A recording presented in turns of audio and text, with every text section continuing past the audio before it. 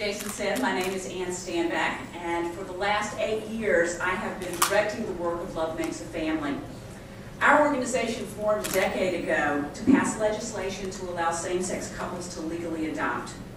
Once the second parent adoption bill became law in 2000, Love Makes a Family turned our attention to the other major relationship recognition issue facing our community, marriage. Through the work and actions of thousands and thousands of people across our state for the past 8 years, combined with brilliant lawyering by GLAAD and the Connecticut Co-Counsel, marriage equality is now a reality in our state. Happy couples have been marrying since November, and many other weddings are in the planning stage for later this year. I am here today with the leaders of other Connecticut gay, lesbian, bisexual, transgendered, and allied organizations, and with Jamie Mills and Marco Jakian, the board chairs of Love Makes a Family and Love Makes a Family Foundation, to announce that given the accomplishment of our core purpose, Love Makes a Family has begun preparations to cease operations at the end of this year, allowing our staff, board, and community of supporters to focus their energies on the myriad of issues still facing our state and our country. This was not a decision that we made lightly. It was the result of a 6-month-long strategic planning process that gathered ideas, opinions, and perspectives from Love Makes a Family constituents and community leaders. And as I have always planned to do once our marriage goal was completed, I will be stepping down from my position at Love Makes a Family as of July 1st, and an interim executive director will be taking my place to oversee the completion of our work. Being a part of this successful marriage equality movement has been an amazing experience for so many of us here in Connecticut. But we have accomplished our core purpose, and now we want to conclude our work on a high note, celebrating our successes, completing the work that is left to do, and sharing our organizational resources with others to further empower the Connecticut LGBT community for many years to come. I would not be leaving, nor would Love Makes a Family be concluding our work if we did not feel confident that marriage equality was secure in Connecticut for all time. This issue is settled, and for that reason, can be explained by my favorite sign at the Marriage Victory Rally on October 10th, which said, "Proud of my state." Because that is the feeling. People are proud that Connecticut now legally recognizes the value of all families. Beyond the anecdotal stories of happiness and excitement, you need only look at the hard numbers to see this is true. Clear majorities of Connecticut residents indicated their support for the right of same-sex couples to marry in 2 independent polls since the Supreme Court's ruling in Kerrigan. Those majorities will only increase, as they have in Massachusetts, as more loving, committed same-sex couples marry. Love Makes a Family has 9 months of work left to do, but now that the decision to cease operations has been made, we are making the announcement today in order to celebrate our victories and fully commit to the remaining agenda with the help of our supporters across the state. An email and letter have just gone out to all of them in which we lay out in more detail the work left to do between now and December. There are 3 substantive areas of that work. Ensuring that Connecticut's new marriage law is understood and properly implemented is our top priority. We have held informational forums and provided one-on-one assistance to couples, to clergy and justices of the peace, and to employers, and we will continue to do that over the coming months. On the legislative front, what we expect to pass this session is a bill that won strong bipartisan approval in the Judiciary Committee on Monday that conforms state statutes to the Kerrigan ruling and clarifies the status of civil unions for the future. Marriage equality is now the law in Connecticut, but we will be working hard over the coming weeks to ensure that that bill is enacted. In surveys we sent out to membership, repealing the federal DOMA was also seen as a top priority. DOMA is the law passed by Congress in 1996 that deprives legally married same-sex couples of significant federal rights and protections of marriage, such as Social Security survivor benefits. The repeal of DOMA will not happen overnight and will require advocacy efforts in every state.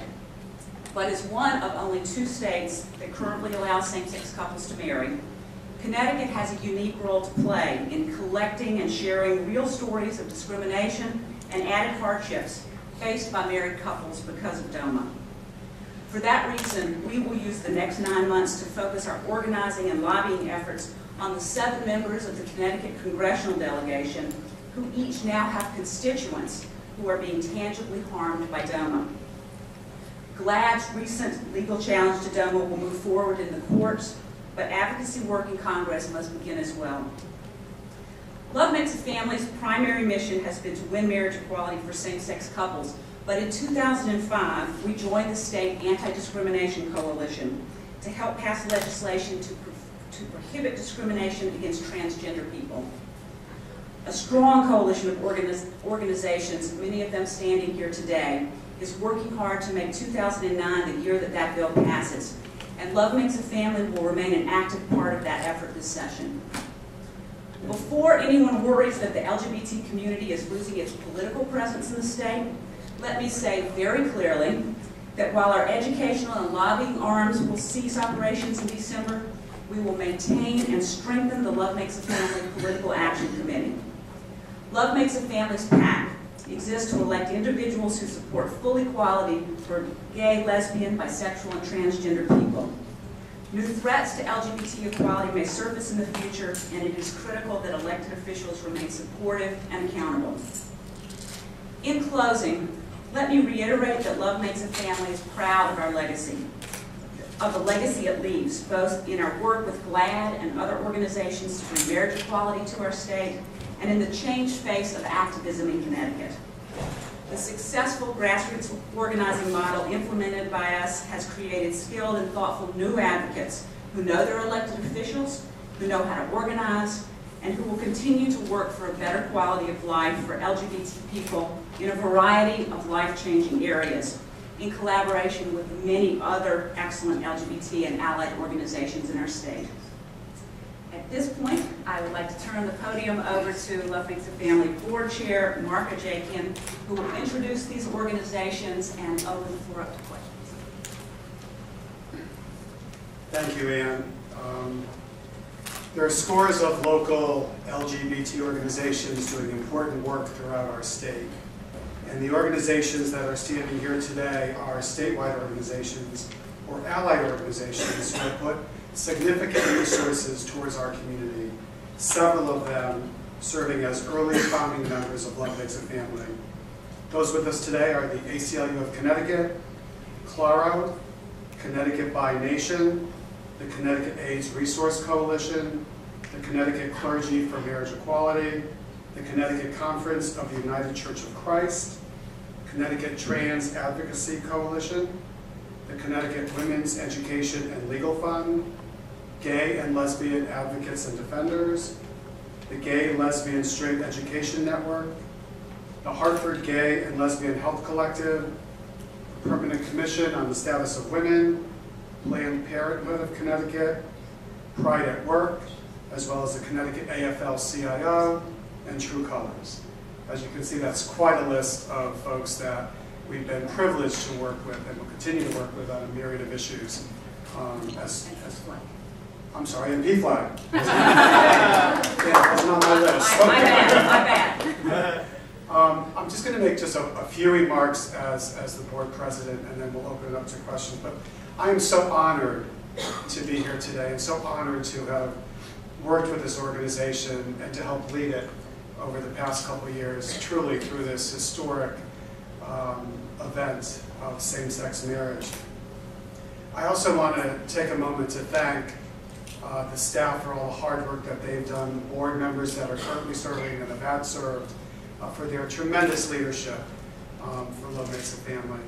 And last but never least, my good friend and the lady that really led the effort and made this all happen, Anne Stanback. Her incredible leadership, her tireless efforts, the way that she advocated and lobbied and moved the agenda forward was just remarkable, second to none. And I know that you're going to be with your wife over in Avon, but you know, I know where you live, so it's just I know where to bring you down to come here for more. As I got thinking about Love Makes a Family and the organization ceasing operations, I was reminded of sitting on the floor of the House of Representatives during the original gay rights bill conversation, and legislators standing up and saying, I don't know what the big deal is, I don't know any gay people. And I sat there and I thought, that's a really interesting comment to make. And I think what Love Makes a Family has been able to do, in the way that it really took a unique path and set very specific goals, was to educate people. Educate the general public and policymakers about gay and lesbian, bisexual, transgender people, about same-sex couples and with families. And that the issue about marriage was about fairness and equality. You know, this organization has had a tremendous grassroots operation and has actually been instrumental in providing folks with the names and the faces and the personal stories of their lives. And we're very appreciative to the folks that let their lives be opened up to public scrutiny so that the public and policymakers would learn. I also want to take a minute to thank two incredible allies and leaders in the General Assembly, and that is State Representative Michael Lawler and State Senator Andrew McDonald. Without their unwavering commitment to this issue, we would also not be standing here today. What the organization was able to do was to show folks in the general public that everybody has a connection to our community. Family, friends, neighbors, co-workers, business owners. We're in every part of society, and the way that we're able to integrate into the community as a whole. I think, to kind of sum it up, we've been as successful as we could be. And as Anne said, our political viability will continue through our PAC work, and we will continue to help like-minded candidates for public office get elected. In closing, I just want to leave folks with this.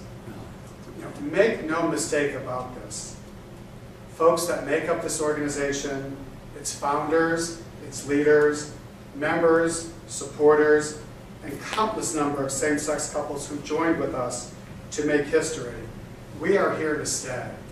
We are not going anywhere. We will continue to work diligently and tirelessly on those issues we all care about. But we are here, folks. The organization is leaving. The folks are here. Thank you. And now we'd like to open up